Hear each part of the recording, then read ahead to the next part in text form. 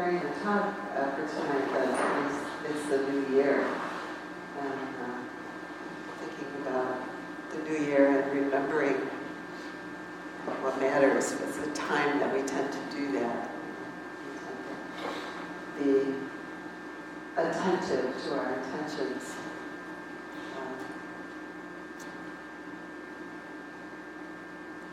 I actually had most of a talk prepared a little bit ago, and I was absent-minded for a few minutes, and I dropped my computer, and it died. Oh. And so my talk died along with it. And it was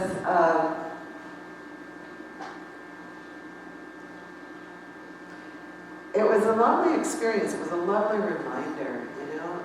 It's really what will happen to me in my life at some point. You know, at some point there will be just something that will turn it, and it will just be like, oh, it ends here, you know, gone. All those words that I had prepared, and brilliant ideas and everything, just like, okay, I'm not really in charge here.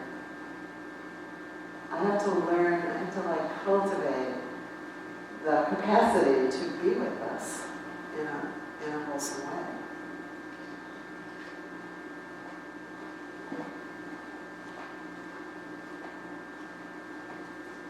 If I have the opportunity to know that, like my computer, that I'm going to drop,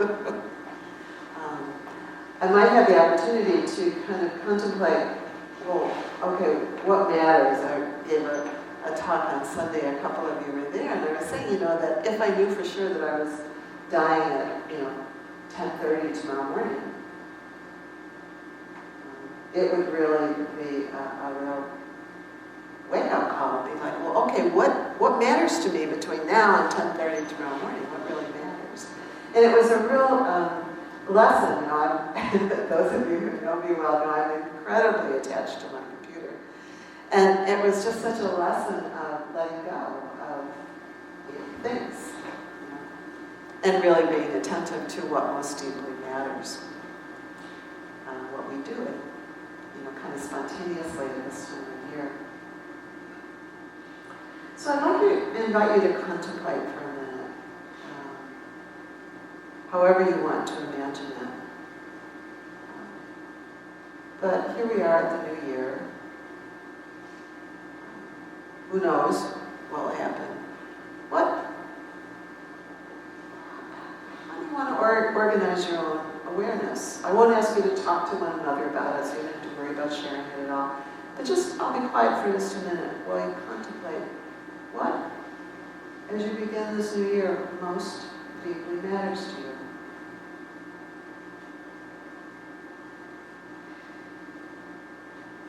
Maybe what do you want to cultivate? What do you want to remember? What do you want to practice? Cherish?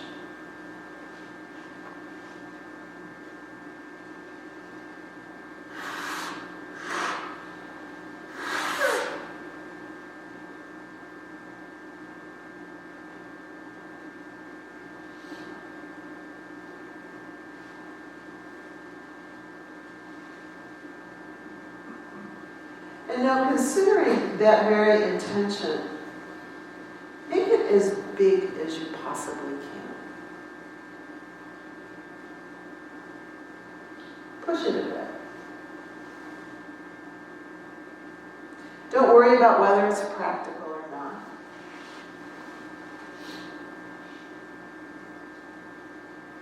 When you have it, just hold it in your heart for a bit. What does it feel like to have that large intention? If the mind has opinions about whether or not it's doable, just see if you could let those go.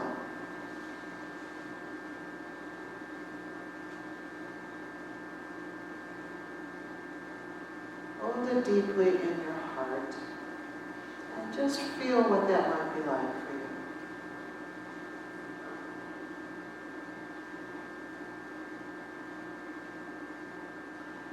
And if there's any goodness in any of that, feel that.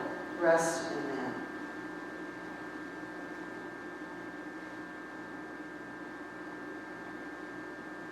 Let your body know that. Let your mind know that.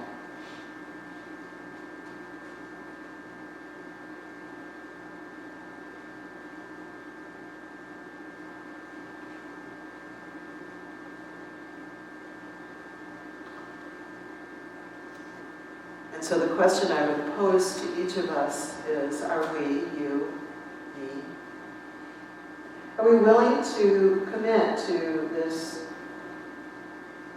intention, to practice with this intention?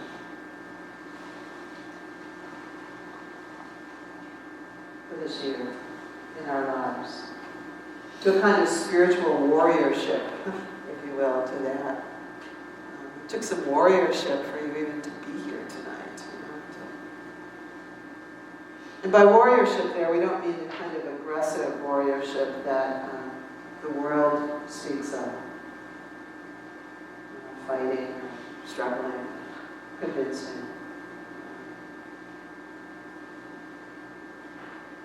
But just a wholehearted commitment to bravery in the midst of all of our life's challenges. You know that committing to that intention and carrying out that intention and coming back to it over and over again, you already know it will be hard. Because stuff will happen, You'll read the news, or you'll prop your computer. Stuff will happen. Are you willing to commit to spiritual warriorship?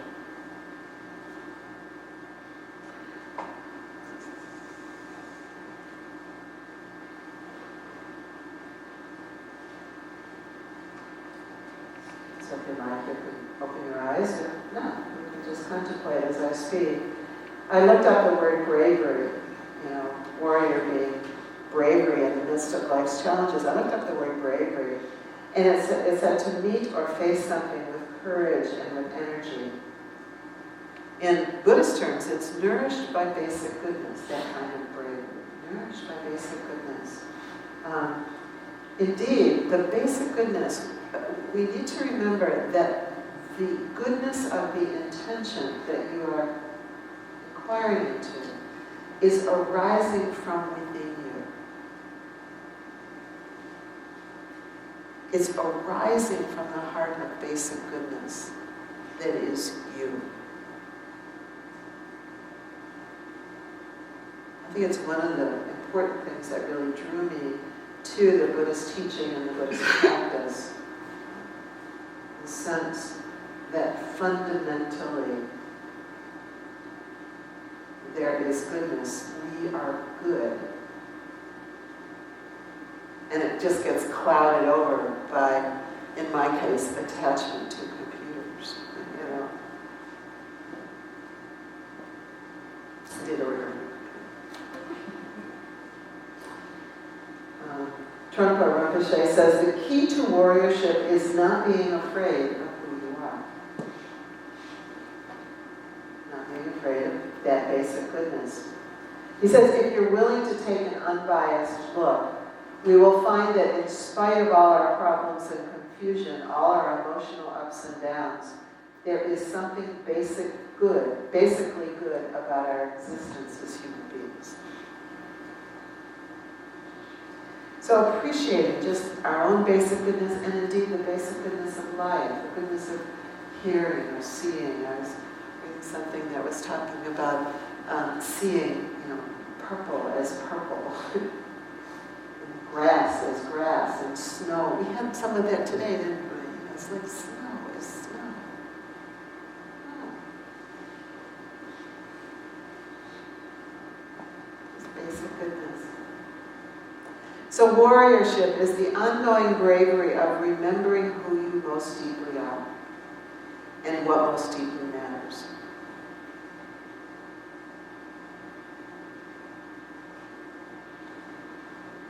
these moments of awareness are happening all the time. In large ways sometimes, but mostly in small ways that sometimes we hardly notice them. I mentioned the snow today, that might be one of them. Where there's moments of magic where we look out and we walk, the heart just kind of open and sighs. This is a little inconvenient, for whatever it was I was going to do today, but this is really beautiful.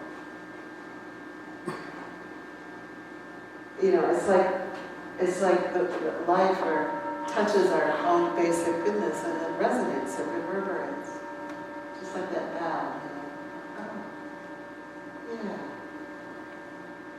And so part of bravery is the willingness to kind of pause in those moments, those little moments. Those sweet little moments. Our practice is tuning into and indeed tuning, the way we tune a musical instrument, our ability to wake ourselves up and to live from the heart of this most deep, what most deeply matters, and this most deep goodness in our own being. And the New Year is a traditional time when we committed to that. Kind of pause, a little pause, like a year where we kind of, wait, what am I about anymore? It's also a time of uncertainty, unpredictability.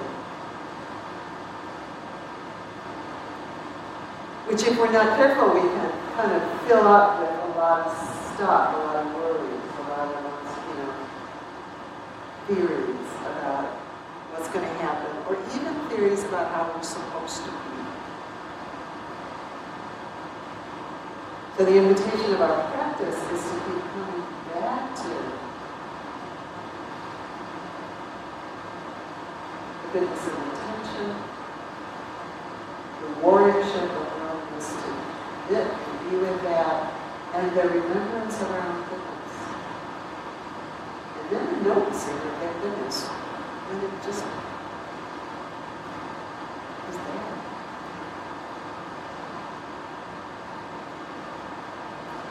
The practice or intention of bravery, of spiritual warriorship, a couple of quotes, allowing anyone and anything to serve as a vehicle for transforming any thought or word or action or experience into a vehicle for awakening.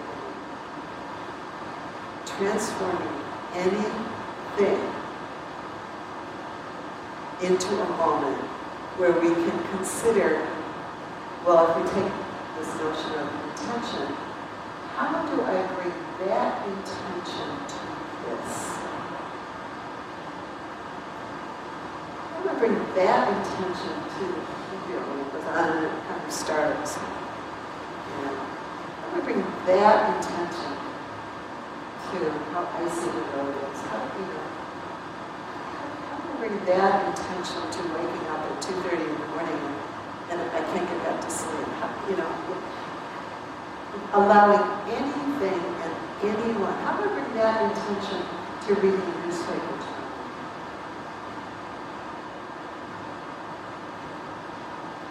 And that our practice really is a practice of that kind of inquiry and openness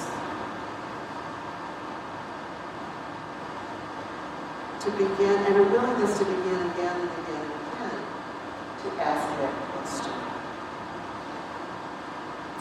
There's a Mahayana teaching on cultivating what's called bodhicitta, which is, basically this awakened heart that I'm talking about. The awakened heart of goodness. And the vows say something like, I vow to, I didn't write the whole vow there, but the vow is like, I vow to bring all beings to enlightenment. I vow to save everyone in the world. I vow to enter every Dharma door. It's one of the lines of the And what it means isn't like I vow to carry everybody around on my shoulders. That isn't what it means. What it means is I vow to use every being, every moment, every experience as an opportunity to open my own mind and heart in freedom from suffering. And to look to see in every moment, with every human being, consider that for a minute, with every human being, with every single human being that you can think of. Think of a being that might be challenging. To use every experience of every human being. So this vow is to let everything teach us. That's what it means to be a spiritual warrior. To use everything to teach us. In terms of, saving all beings, Robert Aiken says you are saving them in your own mind.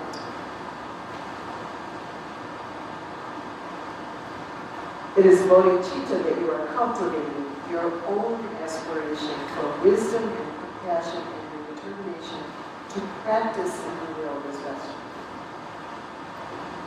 can. Do not let anything be out of your heart. There's another quote from Lama Yeltsin. He says, everything can be included in our vast happiness. There is nothing in our experience that has to be treated as an enemy. It is only a temporary confusion that creates a sense of separation from and antagonism toward our environment. Think about that when you read the New York Times tomorrow. It is only a temporary confusion that creates a sense of separation from and antagonism toward our environment. Therefore, this view asserts, even if we find ourselves in a situation in which we feel antagonism or separation, we are capable of resolving the situation into a steadfast presence filled with curiosity and love. Emma Children says, we can let the circumstances of our lives harden us so that we become increasingly resentful and afraid, or we can let them soften us and make us kinder and more open to what scares us. We always get this choice.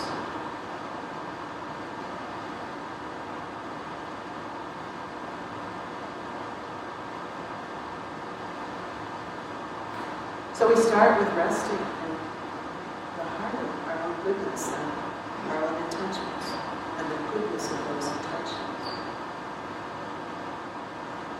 Notice when I asked you to contemplate that, there wasn't some little bird that flew along and dropped them, one by one into your awareness. That's you. It's you. So then we want to cultivate, we want to nourish our capacities to rejoice, to appreciate, to let go of what interferes. I'm about to go off for a couple of months to Bali, and I do confess I had some moments where I'm thinking, what am I going to do without my computer? And I actually fairly quickly got to a sense that I managed, to let go. To feel compassion and tenderness for our own suffering and that of others, and to care, to love. So 3 aspects of our practice: discovering how things are. It doesn't mean that we don't feel those losses or those difficulties, or for that matter, even those antagonisms or separations. It isn't that we don't feel them. Quite the opposite. That's actually the first noble truth, that we actually feel them. Know that, this is stress, this is suffering. But that we don't stop there. We don't collapse into it, we don't wallow in it. We meet the experience with kindness, with compassion, with intention, ramifications. And then we investigate and we cultivate insight and to see what are our choices. What are the possibilities here? What's needed? What could be useful? What could alleviate suffering? Even a tiny bit.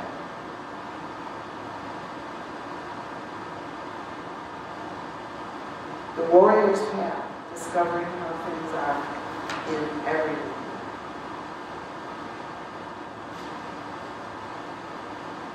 So contemplate, again, some circumstance in your life that, in Come the Children's words, has the potential to harm you. The potential, if you will, to distract you from that attention. Where you think, no,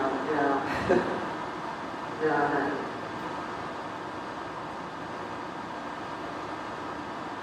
Has the potential to make you increasingly resentful, perhaps, or afraid.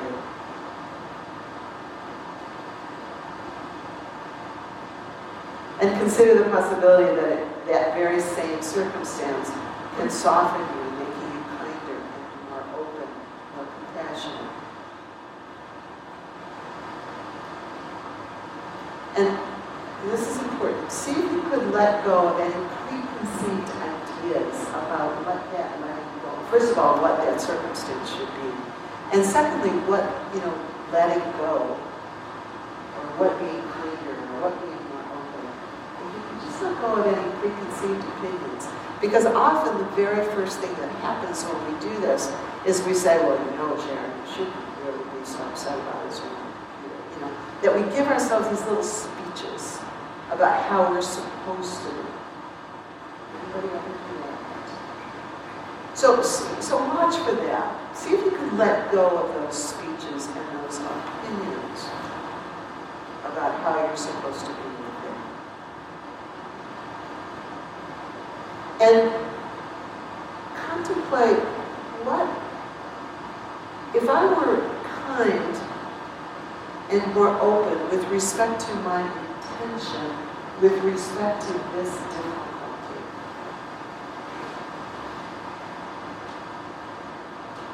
What might that look like? And you don't even have to have an answer. See if you might, and again, I won't ask you to talk about it, so you don't have to worry about sharing it.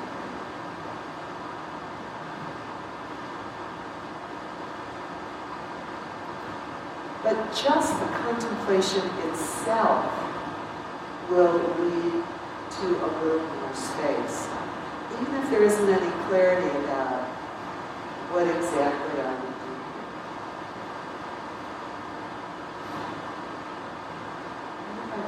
That attention of mine to this particular maybe relationship or situation.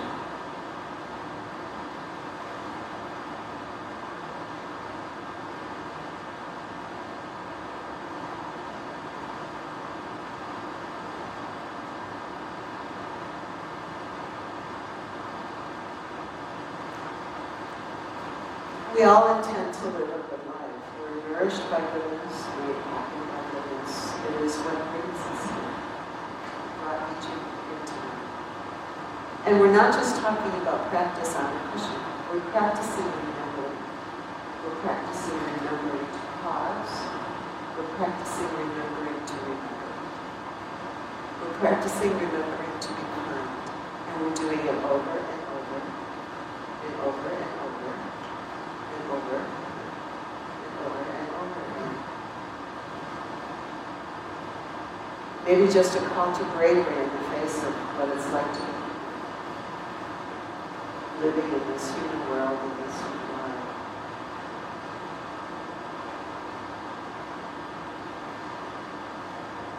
So I'll leave you with a sense of taking refuge in the Buddha.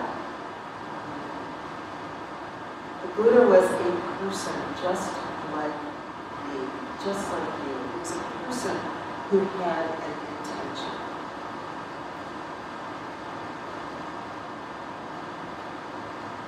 And was quite fierce and dedicated in considering how do I bring this intention alive in my life?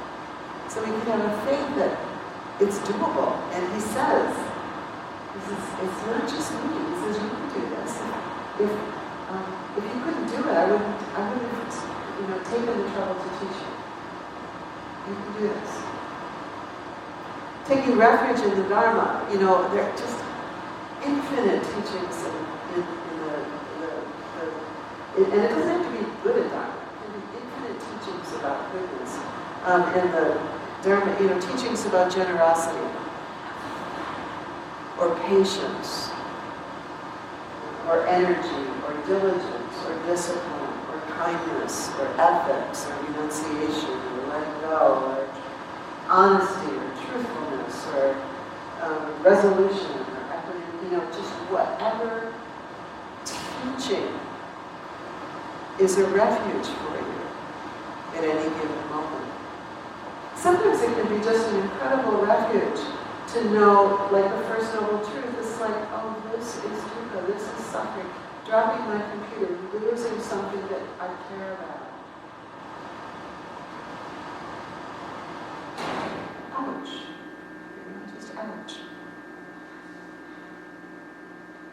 Can I be kind? Ouch.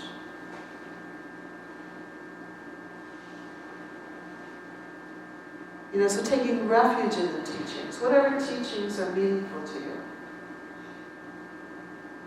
in whatever intention you choose to practice, taking refuge in that. Oh, right. I thought maybe I would work on being kinder to myself. Yeah, right. I remember January 7th. Yeah, I thought about that. Right. Taking refuge. Taking refuge. And Sangha, community. Who are the people who help?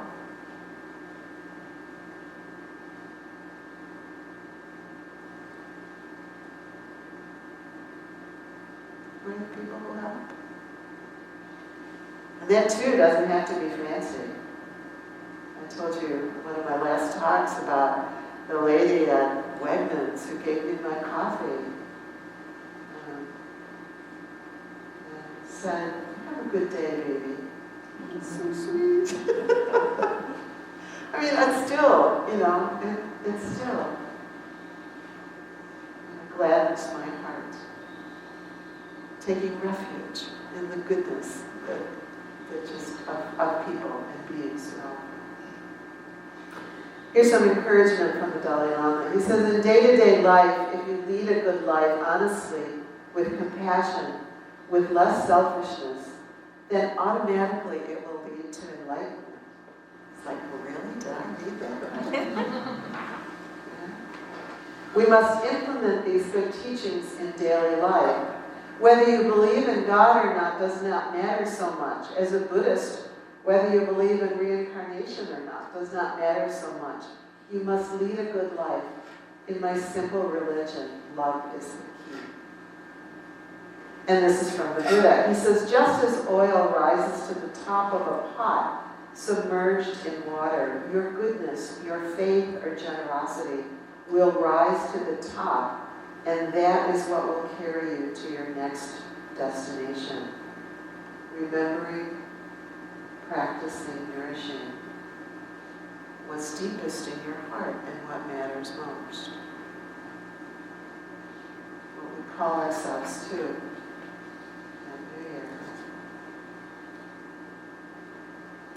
And I'll close with a poem. The title is Yes, We Can Talk by Mark Nepo. I've read it before here. Having loved enough and lost enough, I'm no longer searching, just opening. No longer trying to make sense of pain, but trying to be a soft and sturdy home in which real things can land. These are the irritations that rub into a pearl.